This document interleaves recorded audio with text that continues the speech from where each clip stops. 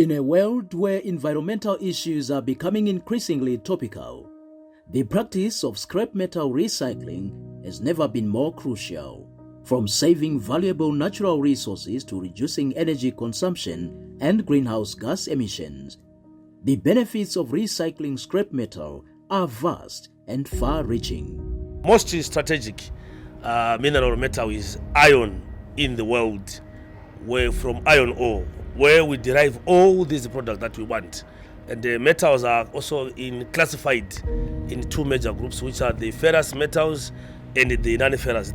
From aluminium cans to old car parts and household appliances, every piece of metal has the potential to be recycled and reused.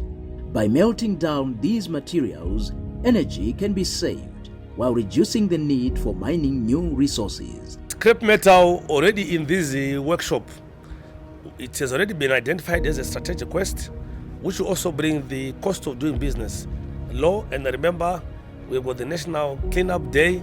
There are a lot of scrap cars dotted around the country and all over. They are in ISO, especially in urban towns. So while these people clean papers, and we have said, Emma, this should be left for the foundry industry, that when we clean, maybe we have a particular time, maybe per quarter, where we need to clean up all this scrap and build and be recycled and put value into the economy, just like what is happening on the plastic side. All those who collect scrap and transport scrap, they are supposed to be registered with EMA. So we do not collect scrap randomly from every vendor, but we have to check if that guy have a license from EMA or that vendor have a license from EMA. Then that's when you can accept the scrap. Secondly, we need an invoice where that scrap came from, because we want to know the source. This will help us to ensure that we are not going to accept any scrap stolen somewhere. If we are to collect scrap or to accept scrap randomly, we end up promoting vandalism of existing infrastructures. Scrap becomes a key critical waste in the sector. So one government should look into that to make sure it's fully controlled, and also it's in the hands of the foundry people in conjunction with the EMA. That's another take home which we should appreciate, and the foundry players must acknowledge EMA for that effort which they are working on it. The scrap metal recycling industry is estimated to be worth billions of dollars worldwide, making it a key player in the global economy. This is the main critical industry in the world, where you look 90% of our socio-economic activity, but it's metals. Look at cars, construction, anything metal that you see. The business is in the foundry, the production is in the foundry.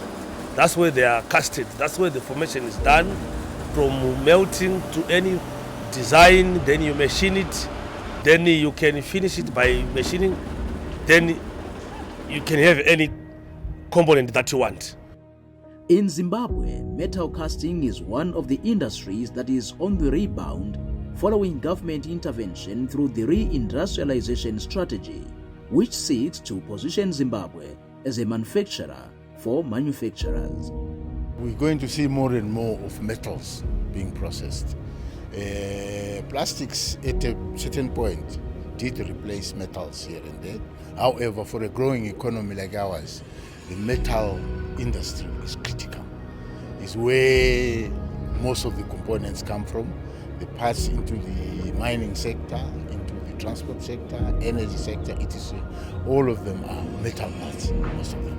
In Zimbabwe, basically, we are on a resuscitation stage. We used to be one of the most vibrant industry by then, when it started around 1973 during Rhodesia, during Ian Smith's government, and when it was formed by the Rhodesian Institute then also the demise and collapse of the sector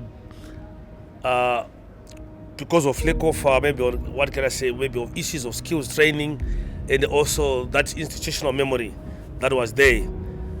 Currently, we are saying we are on a limping stage where the giants of foundry in industry, South Africa and Egypt, in Africa, and I can safely put ourselves maybe within the top 5.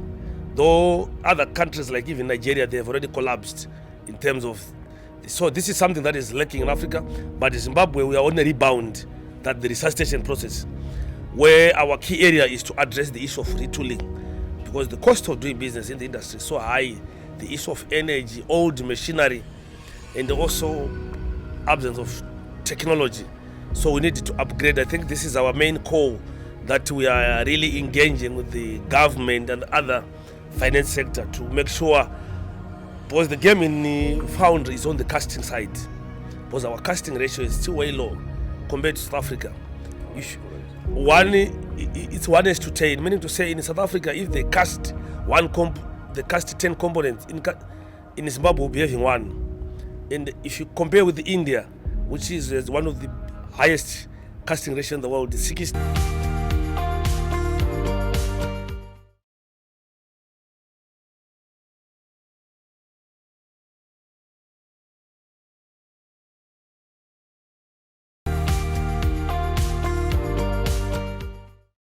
From conserving natural resources to protecting the environment and boosting economic growth, the benefits of recycling metal cannot be overemphasized.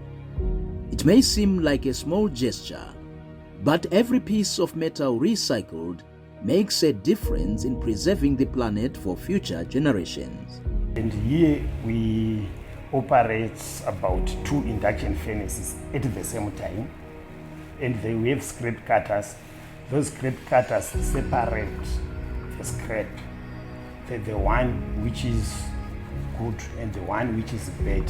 And during the charging is the process whereby we feed the scrap into the induction furnaces. So during the charging, the scrap cutters, they make sure all the scrap is selected to ensure that we are not going to record explosives or explosions. Once we charge anything, we cannot put anything closed, because we do not know anything which is inside. If there is anything which contains liquid inside, if charged into the induction furnace, and the temperatures there, they are almost more than 1,500 degrees. So if we are to charge anything, and if there is a liquid in it, there will be an explosion, and that explosion can result into multiple injuries, and also including the damage to equipment and properties.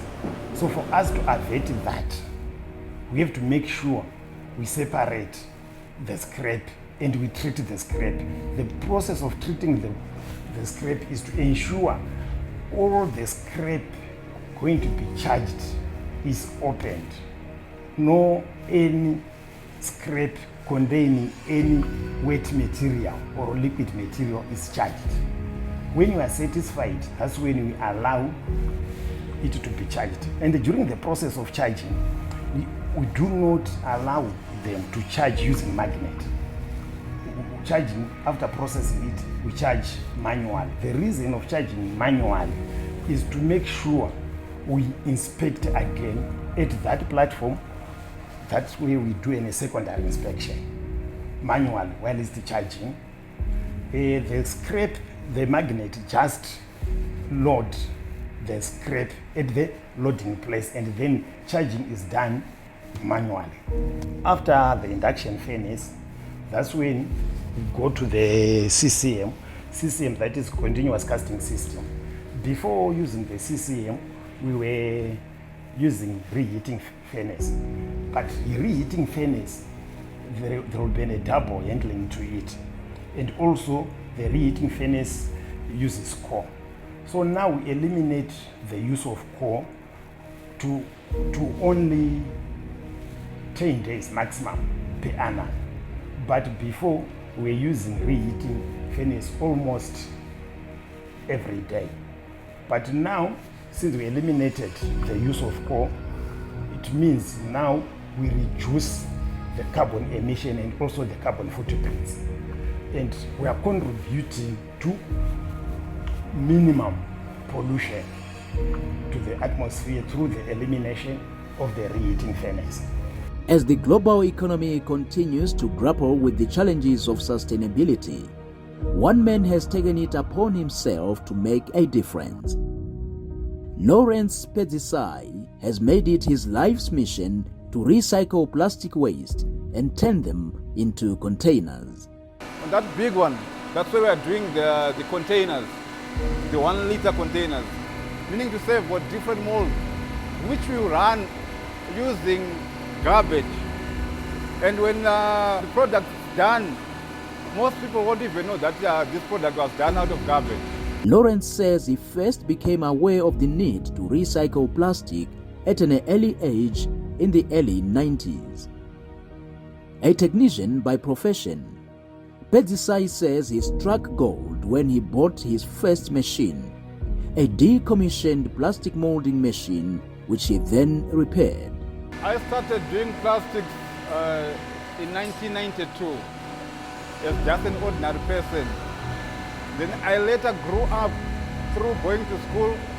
I became a technician. Actually, I do service these machines on my own. As I was doing my job in the industry back then, I met somebody who was about to dispose this machine. And that's my first machine, which I acquired from this guy. And it was faulty. So I acquired that machine at a price. I brought it at this very building. Then I started working on it until it started running. Up to now, I still have that machine. He has been recycling plastic waste and producing eco-friendly containers used for a variety of purposes in the automotive industry. We use what we call HDPE. It's abbreviated as high-density polyethylene plastic. This type of raw material is found on our cascade bottles, the closures, the SCAD closures, and some other, like my EU containers. We only use closures in this area, not the bottles, because we are doing injections. So we only use closures, HDPE, and as well PP. On PP, we collect it from like our peanut butter bottles. That's the very same grade. It works plus or minus the same. It's only that the HDPE is much stronger than the PP. But basically those are the products which people can pick around and sell to the guys who does processing for us. Communities. Most of our guys in the streets, they can earn a living through picking up used and dirty containers thrown either through the bus, through the window bus or the vehicle, or in any other refuse collection area. Once they are collected, they send them somewhere for cleaning and then crushed, and then us, the manufacturers of final products, will purchase those materials from. Angazi ukuthi panorasa marara papa vakurasa mari, waste is money. Tikakwanisa kudzidza kuti plastic ukarishandisa bottle dryer ukarishandisa kuchengeta panopera zuva rokupa mari auzokarasarara futi.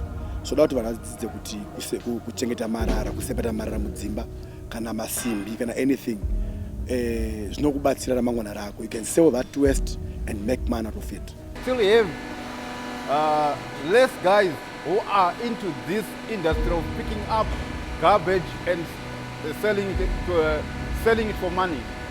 Most people, they are still within that intention that they can just dispose it into the bin, not knowing that there is money out of rubbish. Lawrence believes that the National Cleanup Day exercise, which was launched in 2018, has positively impacted on the recycling sector. This cleanup, it has actually, let's say, promoted our industry. Was of late, it was scarcely to get rubbish processed until it comes to our places. So as it is now, it's a bit better because most people are actually gaining knowledge and they are collecting that garbage, selling it at a value, and at the end of the cycle, we benefit since we are the end manufacturers of products. The cleanups, they contributed a lot to our recycling processes because the towns are being kept clean, and every day after the cleanup day, these the health clubs, vanounganidza ma-plastics ese, they actually select the plastic kwayega zvigubhu kwazvega, then everything zvavanoti supply kunoku vakutotanga kutozvicleana. It's now easy because on every cleanup day, marara anounganidzwa all over and they are placed at one point where it's easy for them now to separate and bring up the waste that we recycle here. As the country battles to manage its plastic waste, experts in the recycling believes that there is need to support and give recognition to those men and women who are daily seen walking on the streets, picking up waste as well as give incentives to recycling companies. I have found that using local things is zvinobhadhara, especially waste, because the trukurasa waste chichichi, but I tell you waste inobhadhara. Like we are dealing with plastics, there are a lot of other wastes produced in Zimbabwe. And if we can use or make use of waste, it actually pays. Simudza families akawanda. Our employees alone at the moment, I think we've got over 25 employees, but we've got more than 200-300 families who are surviving from picking and cleaning waste and supplying to us. We've got guys who does the picking of the containers. For them to pick up a kg is a hassle. So meaning to say I might be having 10-15 guys to support me behind the scene. They pick up the items, they sell it to the guys who does pelletizing and crushing before I receive it here. So meaning to say roughly, maybe 20 guys will be working out there for us to be successful in here. As the global economy continues to grapple with the challenges of sustainability, individuals like Lawrence serve as a reminder that change starts at the grassroots level. Through his dedication and hard work, Lawrence has shown us that the future looks bright for plastic waste recycling in his community. Big time, because most people here in Zimbabwe, they haven't adopted the system of making money out of scrap. If everyone could do that, it means everyone would be rich, making money out of unwanted material. I urge all Zimbabweans not to throw litter away because it's money. Throwing litter away, it means you'll be throwing money away. It's better you keep that litter. After a time, you send it to the rightful people who will buy it at a value, and then at least you'll get a token of your litter. Our encouragement to all companies and corporates is to have an in-house waste separation at source unit where they can actually quantify the waste that what they are actually wasting and what they are benefiting. From there, it's beneficial when we now need statistics as to how much waste are you generating, and going backwards, if we then have to go backwards, they can also look into the production lines where they are generating most of the waste.